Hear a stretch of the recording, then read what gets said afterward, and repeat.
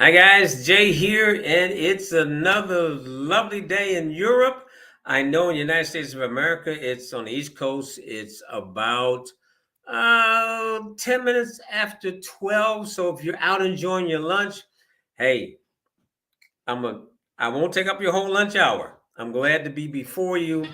And again, we are on. It did it to me again, didn't it? This thing likes me. Okay, we are on part three. And part three is fear holding you back from success. Remember, this is part of a 7 day series on what's holding you back from having success in your business. Okay. Don't forget that. So, this is number three. Let's go ahead and get started. All right. Is fear holding you back from success? And of course, let's talk about it. Let's talk about that I like to call it four-letter demon that we allow to get into our head and control us. You will hear me talk about this all throughout the year. You'll probably see me do shows different ways. I think I did one in January. It might have been December of last year, right? But it's so important. And the reason it's important is because this is a big factor in what's holding you back. We've gotten to a point in time where people are scared to talk to people. Okay. I'm what they call old school. No internet. I'm used to meeting you in Walmart, right? JC Penney's and whatever, making a nice compliment. And before I leave, you've got my business card and I've got a way of contacting you. That's network marketing. So here we go. Let's talk about it. What's fear? Fear is an unpleasant emotion caused by the threat of, listen to this, danger, pain, or harm. Let's stop there for a second. Okay. Fear. Oh no, I can't go there. I got to go one more page and we'll come back. I just thought about that. Part two says, be afraid of someone or something. Hold that last part. Someone or something. Hold that in your head, please, till the next page. As likely to be dangerous, painful, or harmful. You see me stressing on that painful. I've stressed on something. Be afraid of something. It's painful. Keep those words in the back of your mind as we're talking. Now, if you notice that young lady, that young man, obviously they're watching a scary movie. I've worked in a movie theater before in my life. And the one thing that I could never understand, wherever they had a scary movie, let's say, I don't know, Friday the 13th, the movie theaters would be packed. People nowadays will pay $20 a ticket to go to a movie theater, get a bag of popcorn and a large Coke to sit there and have the actors scare them. I don't get it. So anyway, let's move on. Okay, what is our biggest fear? Our biggest fear, believe it or not, is failing. Okay, failure doesn't, this is what I'm saying, failure doesn't define you. It's just something we all experience on the way towards achieving goals.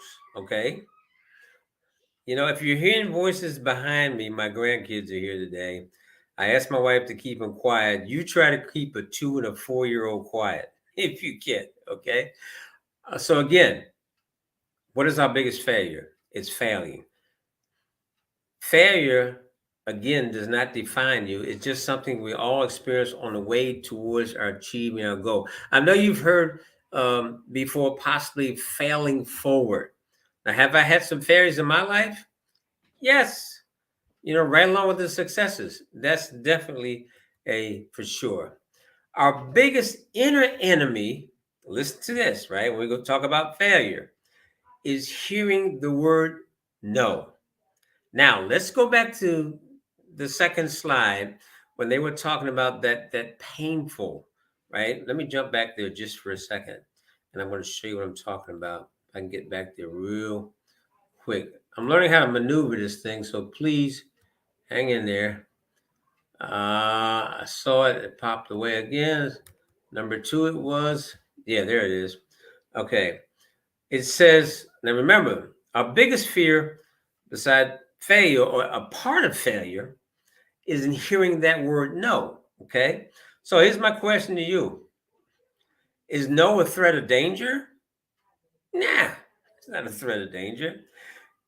Do you feel pain? I don't know. Do you call rejection pain? And harm? I don't see where it fits. But I just wanted to go back there just for a second because I just, you know, people sometimes our mind can be our worst enemy. This is what's holding us back. So when you hear us talk about personal development in the morning, reading something inspirational, motivational, okay, um, it's a must. Because remember, you have anywhere from 12,000 to 60,000 negative thoughts going through your head a day. So you've got to build up the positive to overpower that. And I'm gonna tell you right now, the word no has never killed anyone. It's never killed anyone. That's for sure. Okay. Um, it might hurt your feelings until you understand a little bit about the word no. That's where the problem lies, and most people won't take the time to do the research on it. Okay. Meaning of the word no: a negative used to express dissent, denial, or refusal, as in response to a question or request. Again, meaning of the word no: a negative used to express dissent, denial, or refusal. Okay, you're making, we're talking in business. Your example, an insurance salesman, and you sat down and showed this individual why they need $500,000 worth of insurance for their estate. And they tell you at the end of everything you did, no, I'm not interested, forget it. A lot of people will immediately become hurt. They'll have pain because they feel that they failed to get their point across to that individual, that that individual understands that what we're offering them is something that's good for them, right? So they're taking it too personal, is what the problem really is. Okay, so in sales, no is worse than a four-letter word. Listen to what I just said. But entrepreneur, author, sales expert Sherry Levitin suggests entrepreneurs get comfortable with the word no in order to learn. Listen, listen, fellas, listen, ladies. In order to learn how to use the initial rejection to give buyers more reasons to say yes. Now, we've always been taught that no one likes to say no, okay? Because no is final, it's dead, it's over, you've closed the door to it. In reality, what they're doing is they're actually saying, I need more information. No, you have not convinced me yet. And this is what a lot, especially new representatives, okay, or people in business, this is what they're missing right away. They want to feel that, oh boy, another person said no, another person said no, so this business is not for me. No, that's not reality. It's just an everything we do is an understanding. Remember, success starts in your brain up here, and then it moves to the next stage. Is exactly where it goes. Okay, so objections are a critical part of your sales process. Levin writes, objections means your customer is interested. The problem is many salespeople cower with they hear the word no. They cower. Listen to that. They become cowards. They haven't been coached on methods to handle the no. There's actually a book out, and I believe, if I'm not mistaken, it's called Go for No. I can't think of it right now, but if you inbox me, because there's two authors. In fact, I interviewed them on a radio show I used to have back in 2014. Okay, so I'll get you the name of the book, and I believe it's Go for No, though. I know it's on Amazon, that's for sure, but it's worth the investment. You need to read up on as much as you can that you get comfortable for the word, and then if you're prepared, you're knowing that somebody could put that word out of their mouth, and you already know what to say, how to respond to it. It'll take away that pain that people get who are newbies in the business, and you'll find out that it's just a part of doing business. That's all it is. It's nothing else. So don't take it serious. Okay. Don't take no personality. No actually isn't the worst possible way for a potential customer or client to respond, because no is better than ignoring the concept entirely. Working in a creative field or leading a small business, no's feel like personal rejections, but don't let those rejections feel that way. That's kind of what I just went over, so I'm not going to repeat it. Instead, listen completely to that rejection without interrupting, then find something in that negative explanation that you can agree with. Don't criticize the reasoning, but find something to agree on from the start, or they'll never agree with you at the end. You know, something I've used a lot in my career that helps out there is, we call it the 10 close. Okay, I won't go over it now. But if a person uses the 10 close properly, they'll be able to get out of that individual that they're talking to. In the end, that individual will end up helping them to find a solution as to why they're not ready to do business right now. And 99% of the time, I'll be nice, 95% of the time, you'll end up with a new business partner or a new client. Okay, so there are solutions. You just need to do a little research. Now, like, on that subject, let me say this. I found out that a lot of network marketers that, I hate to put it in, I don't know another way to put it, they're too lazy to hit Google to do some research, because a lot of times these things are right there on Google for you. But you have to be able to research it. Okay? So, what do we just say? Find the reason behind the no.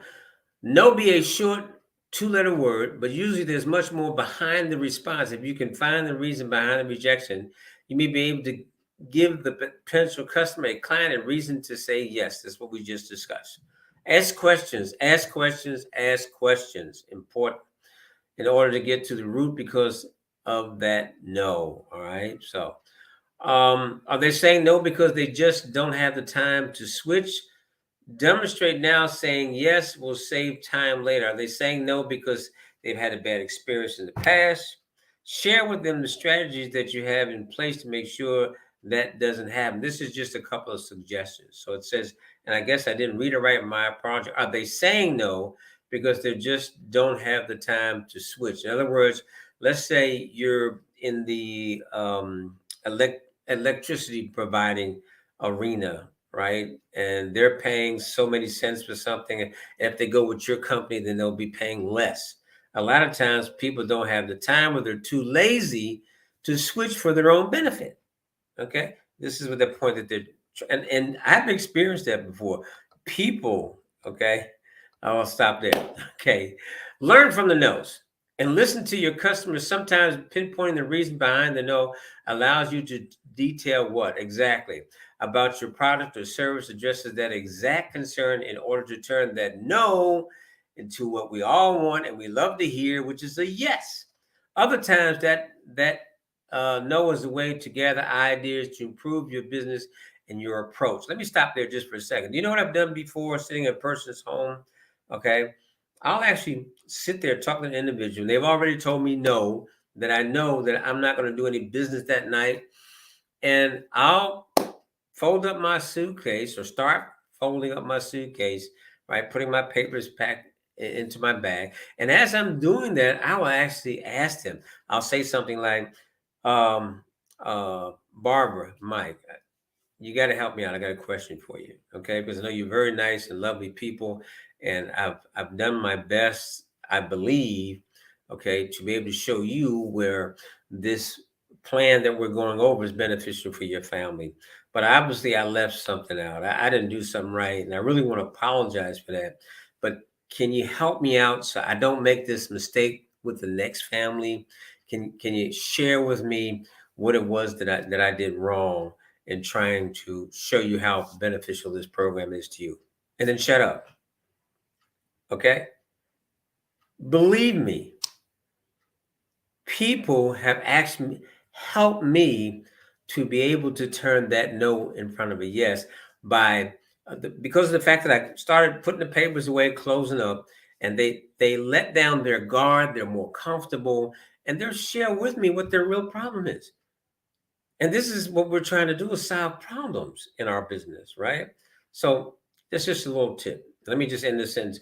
If several potential customers ask about the same thing, that's a pretty good indication that there's a need for that one thing. I just wanted to finish that off for you since I was there. Now, don't buy into the misconcept on why customers say no. There is a misconcept out there. And this is it. Why do most people say no to a sales pitch? It's really is it really the price? A lot of times people think that, well, they're not buying it because they can't afford it.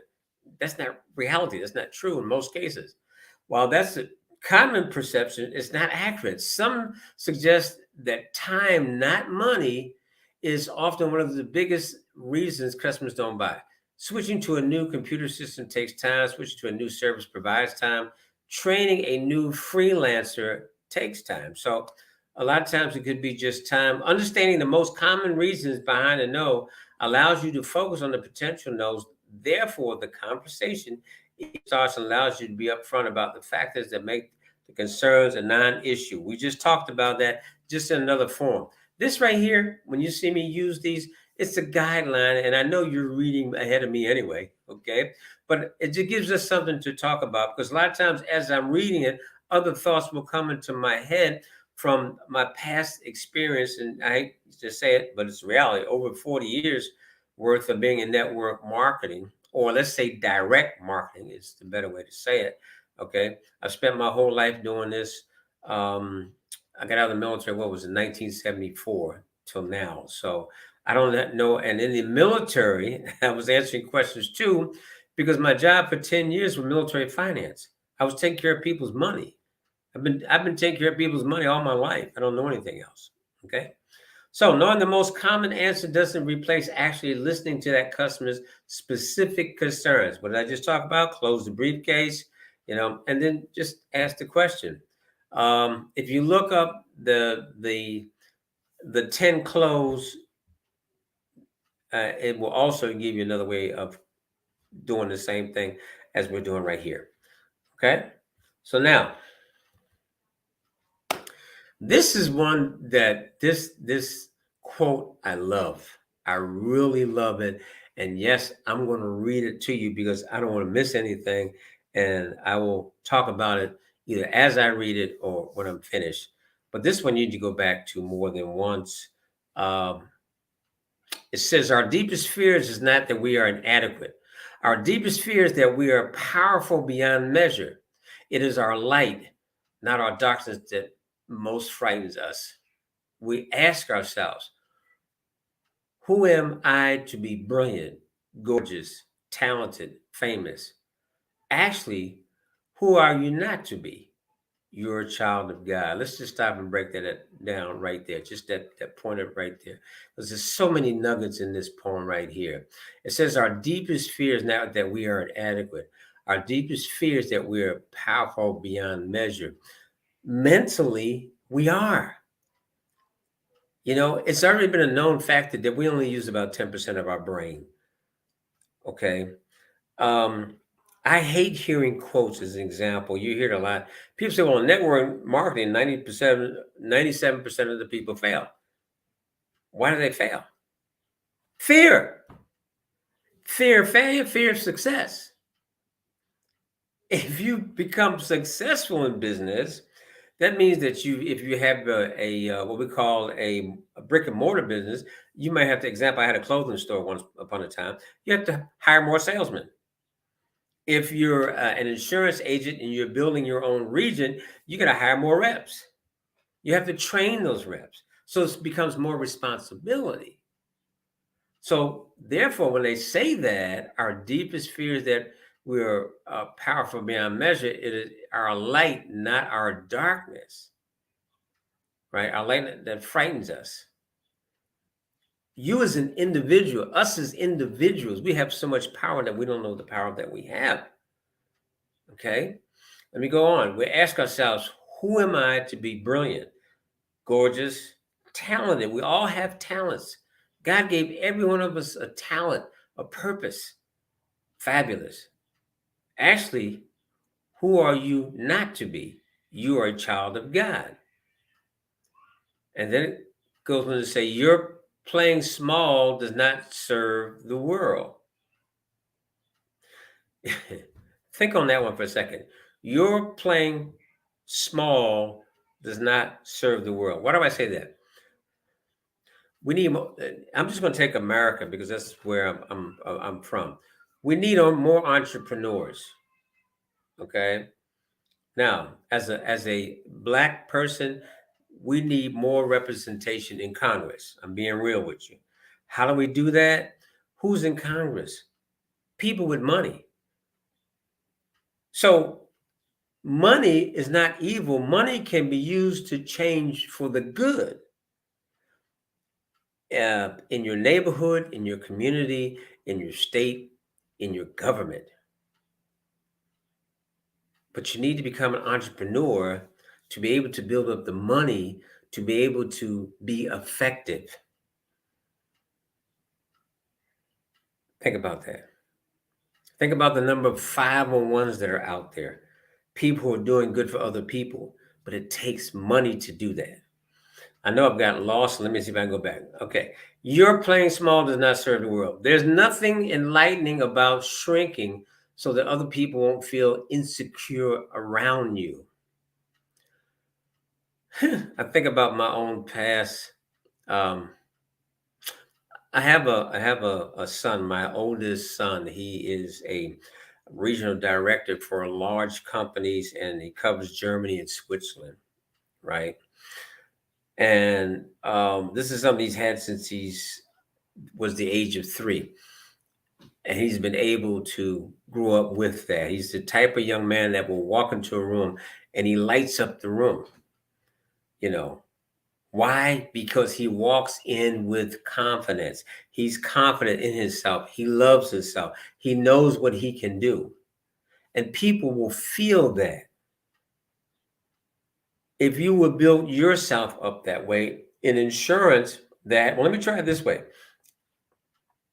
If you knew that you could not fail, what would you want to become?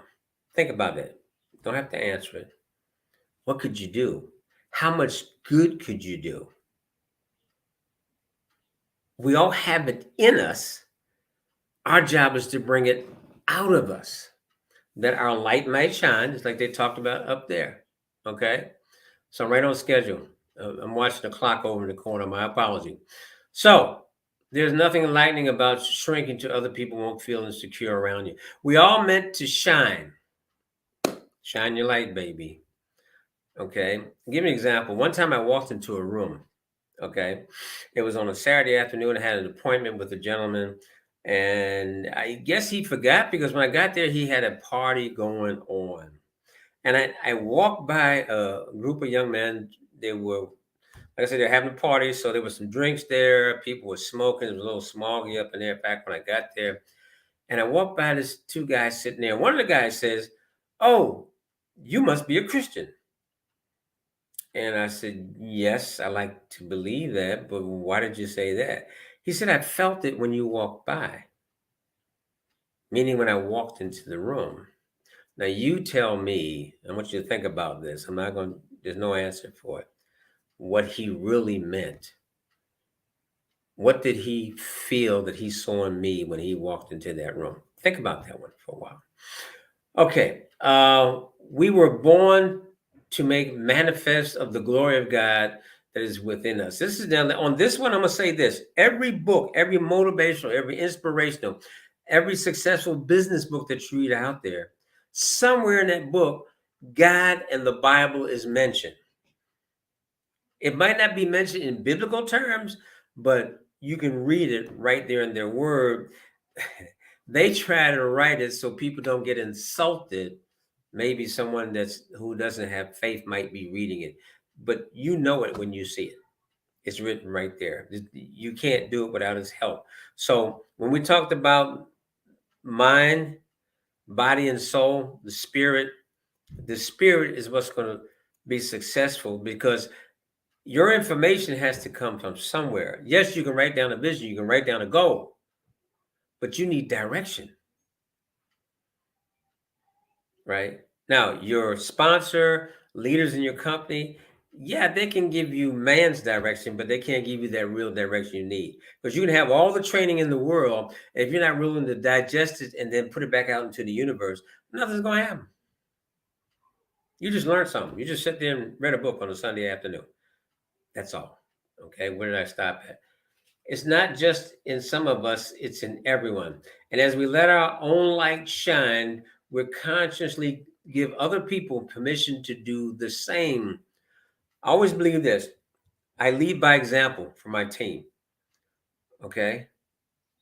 I'm never going to tell my team to do something that I'm not doing already. And like I said, I know what it takes to build a business. I've had several offline and definitely had a number of online. So I know the dedication that it takes. I know the willingness that it takes, the will that it takes. Not just the desire, the will to know that, as an example, let's say your goal is to make $1 million a year. Okay. You can will that into existence or you can will it out of existence. It's all inside of here. All right, let me end this real quick. Uh,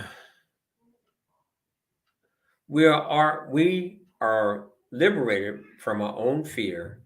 Our presence automatically liberates others, and that's by Mariana Williamson.